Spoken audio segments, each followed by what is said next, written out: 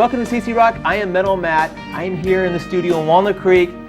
Mi casa! Like I said, it's been my casa for a while. They haven't kicked me out yet. I'm still waiting. Any day now. Any day I can feel that foot. Anyhow, I won't go there. This month on CC Rock, we have a special show. It's part 2, in a sense, of the Walnut Festival from last year of 2000. We've got Dave Meneketti with the Dave Meneketti Project playing the blues on CC Rock. Plus, a new young live band. These guys are great. Life, Death, and Giants on CC Rock. So sit back and enjoy a local edition of CC Rock.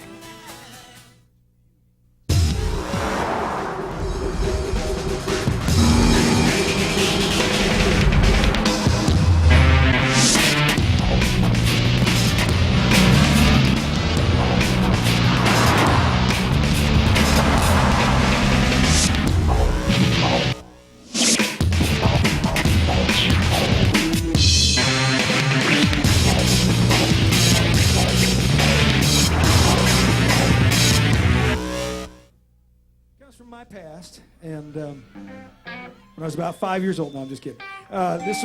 This from my more recent past.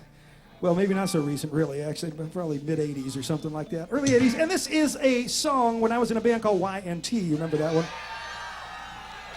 I kind of thought you'd know that one. And this is our version of it called "Dirty Girl." Myron Dove on bass.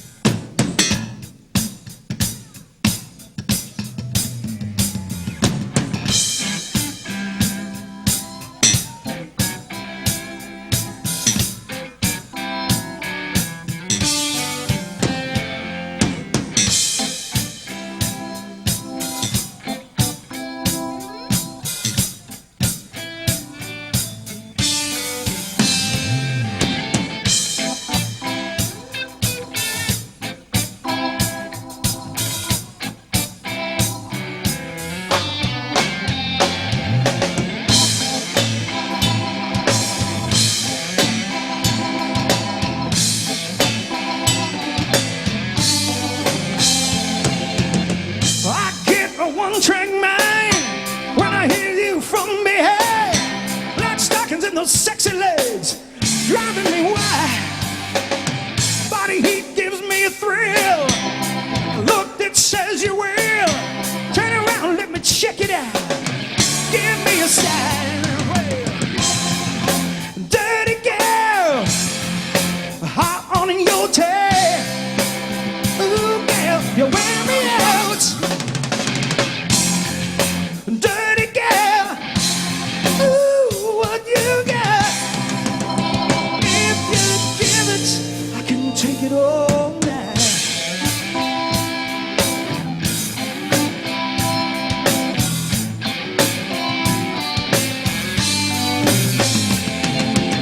Wow, baby, like the way you move. Let me lay down in the groove. Pick me up with your bowl of fire. So easy to please, yeah. You got my knees shaking. Oh, you got my seams breaking, baby. No, and let me down. I got what you need, yeah. Dirty girl, hot on your tail. Ooh, girl, you wear me out. Let me down. Dirty girl, ooh, what you got? Oh, if you give it, I can take it all night. I can take it all night.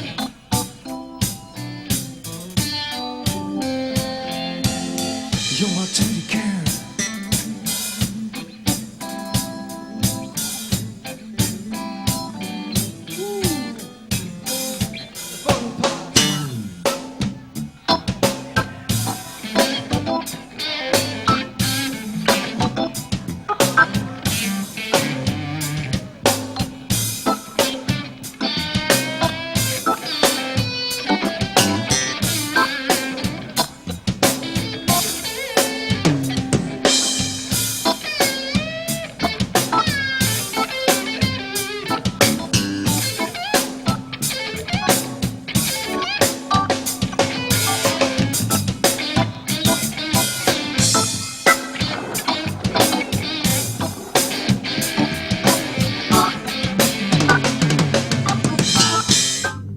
Well, welcome back to Stacy Rock, and I'm still Metal Matt, and we are backstage. That's right, backstage at the Walnut Festival, Walnut Creek, California. Our second night at the Walnut Festival with a very, very special person, Dave Meneketti. How you doing, Dave? Hi, how you doing? Hey, this is really special. I know that you moved into a new kind of room in a sense, a world of rock and blues. That's right. I mean, it's part of your tradition, I think, way back in your roots in there. But tell me, what was the main emphasis on the new album?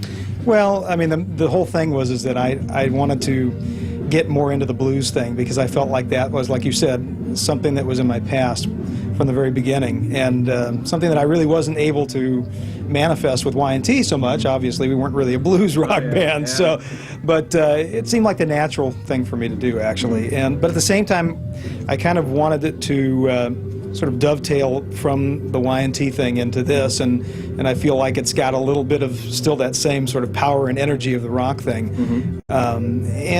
You know, I wanted it to be passionate one way or the other, whether, you know, fun, happy, or really like intense, passionate, you know, slow blues or whatever. And that was my main theme of trying to get this whole thing, and I think it worked out really well.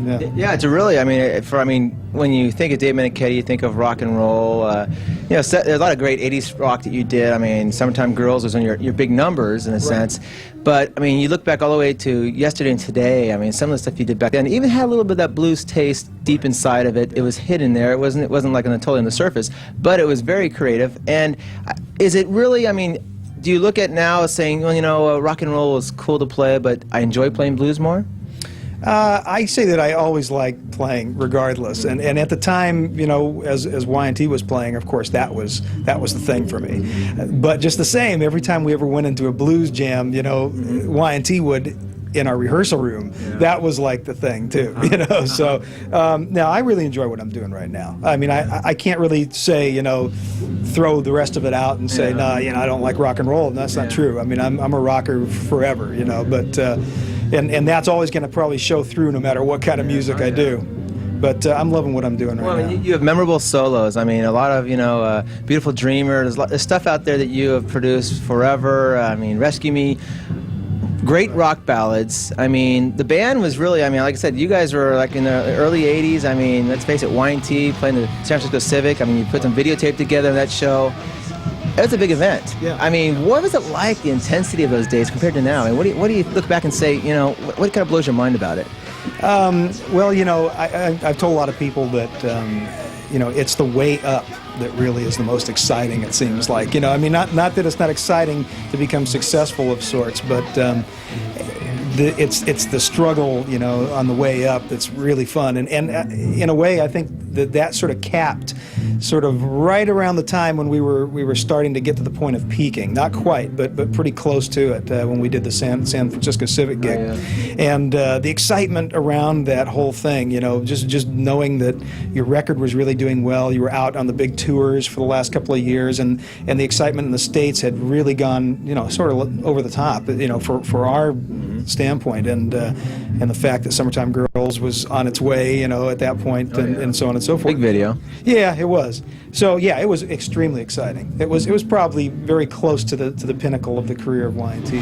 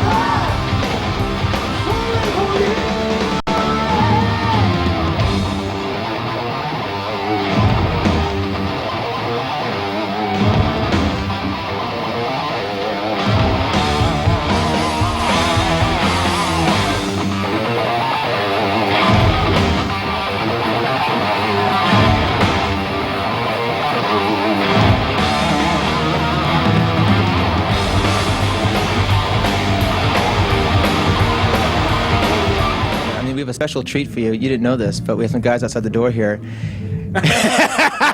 Just kidding. All right, bring him in. Yeah. No. Well, regards to Phil Kenmore, Leonard Hayes, Right. Joey Owls. I mean, these guys were all staples in the band back in the beginning. Yeah. I mean, you did a little reunion a little while ago to raise some money for Joey because he's got some, problems and brain cancer going on right now. And you raised actually pretty good money. It's a nice little benefit down there in Hayward. Yeah. How was that night getting together, just that little thing, just kind of playing together, how'd it go? Well, I mean, the whole idea of it was the approach of just, hey, let's get together and jam some old Y&T songs. We don't need to rehearse this stuff. We know it, So, from that standpoint, it was very loose. But at the same time, it was a lot of fun. There wasn't a lot of, sitting down and getting real serious and going, okay, now we've got to, It wasn't like getting back to the band necessarily. Right. It was just like, hey, a bunch of friends and fellow musicians that have been doing it for so many years together. It felt good to get back to and jam with those guys. Well, yeah. I must say the crowd was like, it wasn't the biggest place in the world, but at the same time, the crowd, the intensity of the people there were just like, they were loving it. I could see it was just, maybe reminiscence of older days. I know there's a lot of Y&T songs that I listen to sometimes and brings back memories of a certain event in my life. It seemed like that was going through the whole room, the aura, the whole area at that time.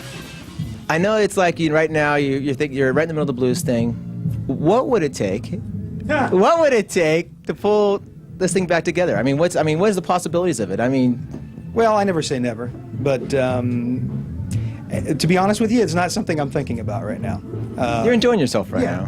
I totally am, and I'm getting ready and working on the next record, and and I'm not 100% sure where that is going to go. I know that I'm still going to stay sort of in this vein, but it's just fun and interesting right now, and a lot of musicians of the previous generation, maybe from the 60s or 70s, they sort of just were allowed to express themselves and create and become different, with each record and expand themselves as artists. And then, when you got into the 80s thing, people wanted to put you into a category and keep Kind of like Gilligan.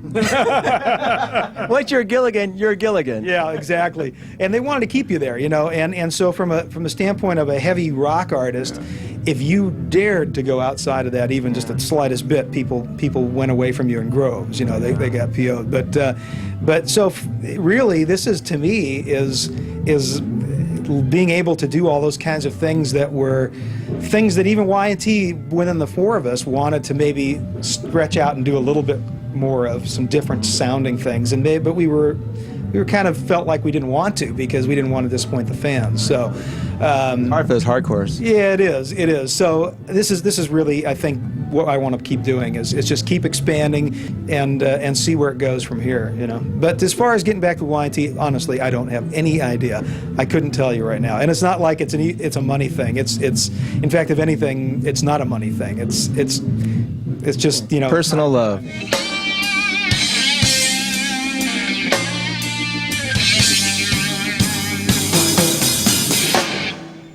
Tell me, baby, how we get this way?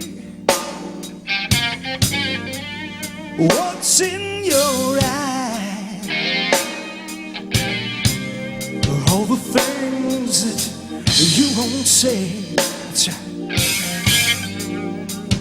Oh, now what am I to do when there's no reply, and all that I'm left is a pain? How can I take it like a man when I know that I'm losing you?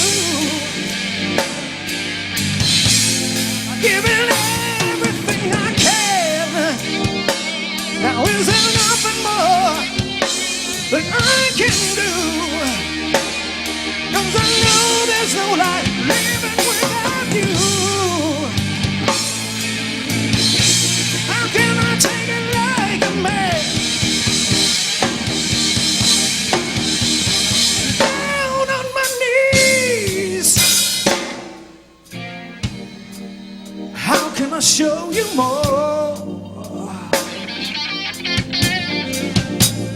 is it so hard to see? What we have is worth fighting for, yes. Oh, now I can search all my life, but I never find the kind of love that I have for you. How can I take it like a man when I know that I'm losing you? I'm giving everything I can. Now is there nothing more that I can do? 'Cause I know you're worth it, baby. In my heart, I can feel that you're afraid. So let me know what's going on inside. I need to take you the rest of the way, but you're letting go, giving in to all the fears you're trying to hide.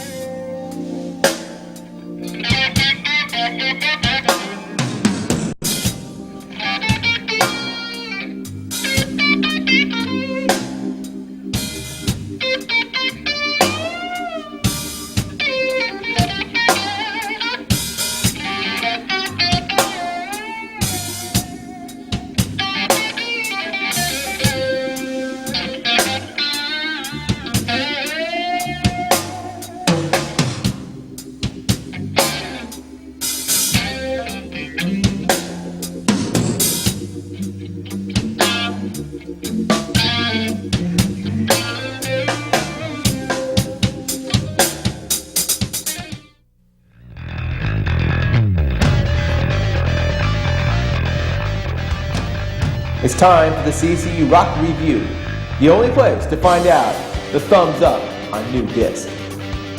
First up, Geddy Lee with My Favorite Headache. Well, this is a good disc, I must say. Geddy Lee, the lead singer from Rush. It also had Ben Meek on guitar. I mean, everybody knows Ben Meek out there. I think by now he's become a very well-announced guitarist in the last few years. This disc is good. It's not great.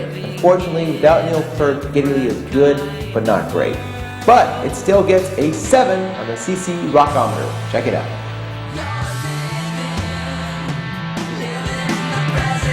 Next up is a band from the past, Marillion with Anorachnophobia. If you can pronounce that 10 times fast, good luck. Anyhow, a different disc from Marillion. There's no longer Fish in the band. He is no longer with the band, but a very well-produced disc, a little different from Marillion. I'd say a little bit more on the, not to say new age, but definitely has that more of a produced sound to it, not quite as fishy, you could say. Now that Fish is gone. Anorachnophobia gets 8 CCs on the Rockometer. Next up is my favorite vocalist of all time, Rob Halford with Live Insurrection, the former Judas Priest frontman, and a live disc taped on his Resurrection tour. And I must say, Resurrection's a good name for it because he sure has resurrected his career, going back to the hard world of heavy metal and hard rock. This disc has some great numbers on it. I mean, stuff that he hasn't played in years. Old Judas Priest classics such as Beyond the Realms of Death, Metal Gods, Tyrant, Running Wild, some great stuff. Plus, some really a tight band. I mean, I saw him back at the Shoreline a little while ago with Iron Maiden. That was a great show, but this disc actually captures the full sound of the band. Alfred's Live Insurrection gets 9 CCs on the Rockometer. Next up is a band I really haven't listened to much in my past, but I've listened to a lot lately. That's the Tubes with Tubes World Tour 2001. This is a great sounding live disc with Fee Waybill and friends, and there are some songs on here that show such a well-rounded sound. I mean, there's some sax, there's a lot of different instruments that you don't think about the Tubes actually playing, but this band They actually put the full gamut into this live disc, and it's definitely something to check out. The Tubes World Tour 2001 disc gets 8 cc's on the Rockometer.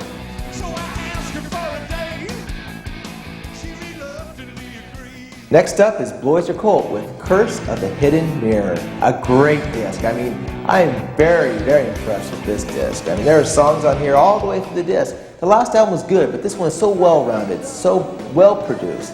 I mean, you catch all of Buck's guitars, you get Eric Bloom's great writing, and you get Danny Miranda on bass, who is really coming through strong in this disc. And there's songs like The Pocket, The Old God's Return, and my favorite, Showtime. Definitely check this one out. Bloiser Colt's Curse of the Hidden Mirror gets 10 cc's on the Rockometer. The next disc is Bar 7 with The World is a Freak.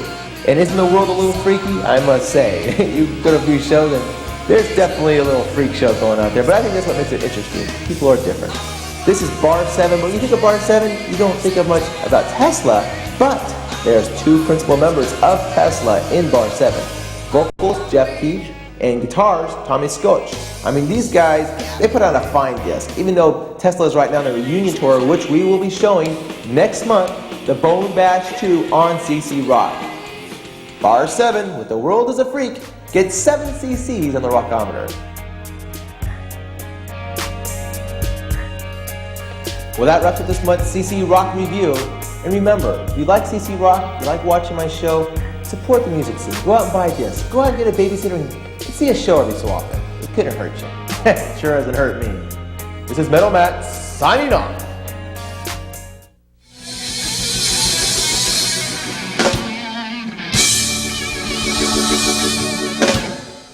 This is a man's world. This is a man's world. But it wouldn't be nothing, nothing without a woman or a girl.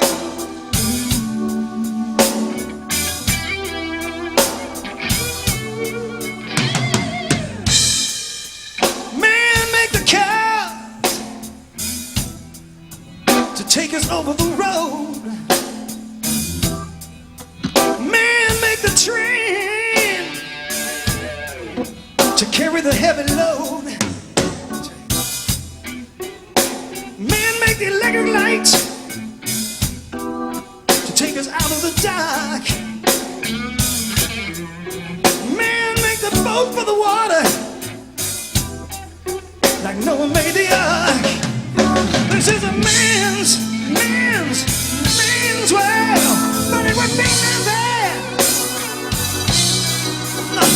without a woman or a girl. Without a woman. The song right here is called These Are the Days.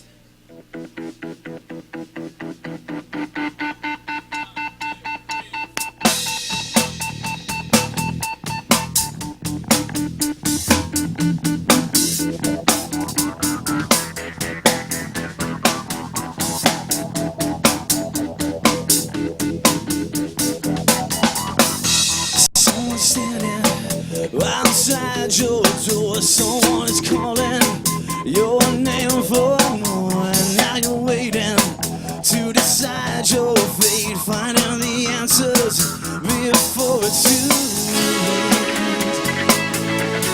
So I will say goodbye. The tears will fall from your eyes, 'cause these are the last days of your life.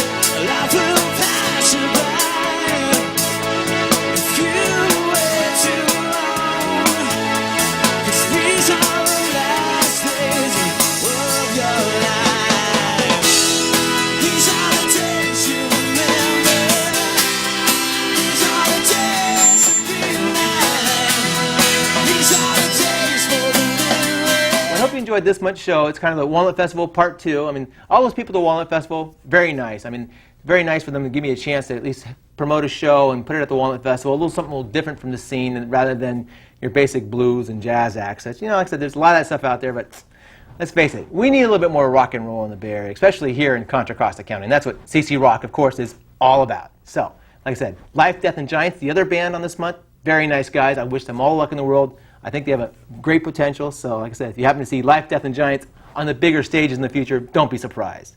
But they are here first on CC Rock. If you'd like to give me a call, Metal Matt, give me a call at 925-933-6264. You could also email me, metalmatt@home.com. Like I said, we've got much more to come this summer. So sit back and enjoy a great summer of CC Rock. We'll see you next time.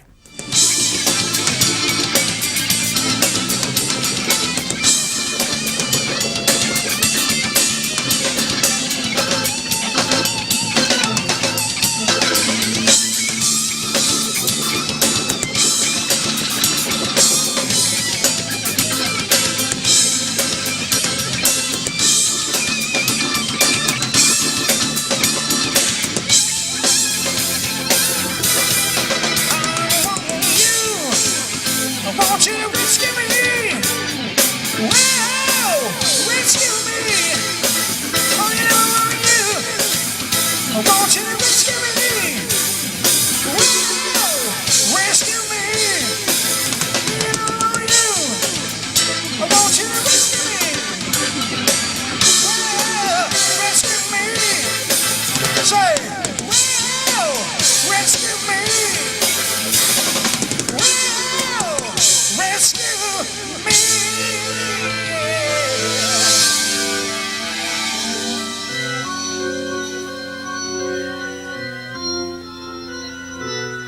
I want you, baby. Oh, you got to rescue me.